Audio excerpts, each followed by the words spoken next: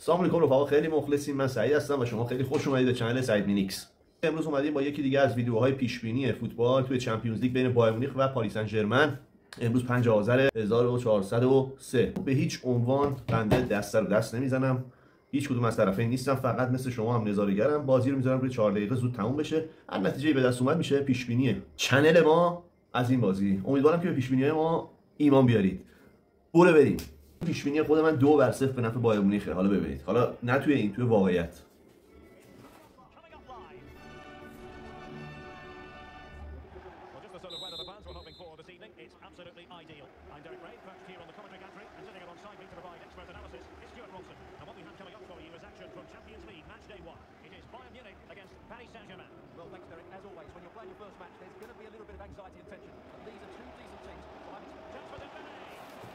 دوستان یه نکته دیگه، پیش بینیتون از این بازی تو واقعیت این زیر کامنت کنید که هم ببینیم نظرات به چه صورت، همین که ببینیم به کدوم سمت میچربه. نظر خود من که مشخصه، بایر مونیخ. نه حالا به خاطر اینکه من طرفدار تیفوسی بایرنم، عقلانی میگم مثلا پاریس به بایرن نمیخوره. حالا شما پیش بینیاتون این زیر حتما کامنت کنید. مخلص.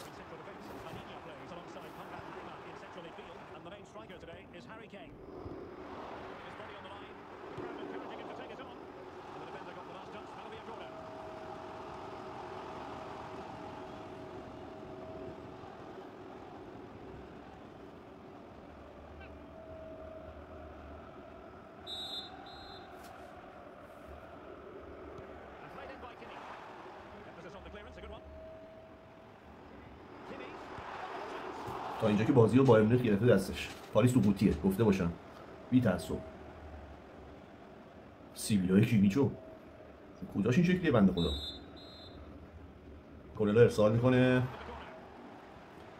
زیراتون گزارش کنم. مارکینیوش در کنار میدان، کومان تو پاسش میگیره. خود کومان به تو میزنه برای کین برای موسیالا. سانه که مثل همیشه سانه توپ از دست میده. این اصلا ردخور نداره، اصلا امکان نداره. بریم. بارکولا در کنار زمین برای رویز. حالا ویتینیا ضربهشو میزنه، بلوکه میشه. یا علی چه گزارشی کردم، بلوکه میشه. حالا موسیالا خود سانه میدیم که یه توپ دیگه لو بده، این بار نمیده. تا کمان تعجب هری کین ملقب به هری کنه. مندس ویتینیا در میانه میدان برای امری.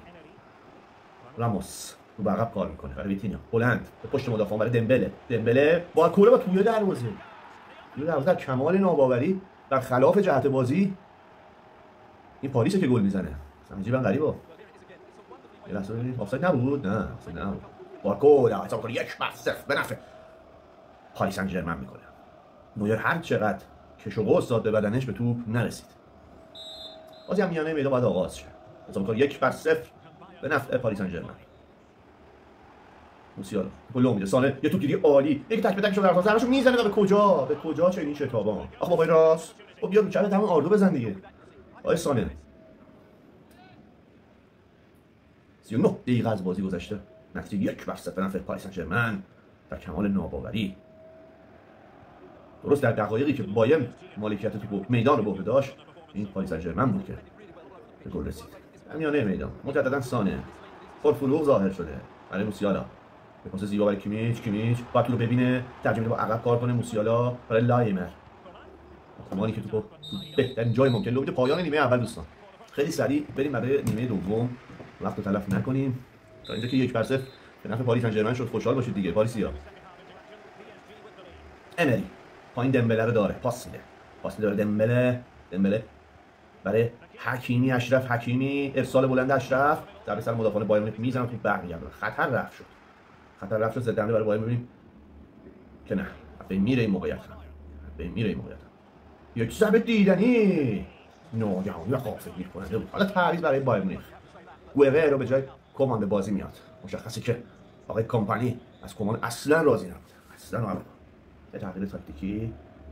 ببینیم بایر با این تغییر میتونه نتیجه رو برگردونه. سعی میکنم من این میکروفون یادم رفت تا اینجا شد. الان اومدیم روی میکروفون که هزینه کردیم. این میکروفون رو ببینید هزینه شده برای شما عزیزان. امیدوارم که با لایک ها، کامنت ها و سابسکرایب ها، تا خارجی گفتم همون سابسکرایب خودمون، ما رو خوشحال کنید دیگه، حمایت کنید. بریم به گزارش برسیم.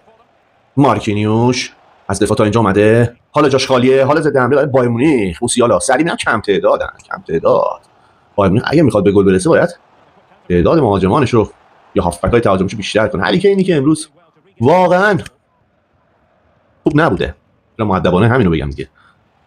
بارکولا زنده تک گل بازی، خودش پا به توپ، به تو میزنه. تا کجا اومده مدافعین ما اصلا نظاره‌گرم، فقط یک ضربه دیگه نویر سوپر سیو و نویر مونتا آفساید بود و البته که هیچ از شایستگی‌های نویر کم نمی‌کنه، چون ممکن بود آفساید نباشه و این سیو ارزشش 200 چندان بشه. قول گزارشگران قدیمی.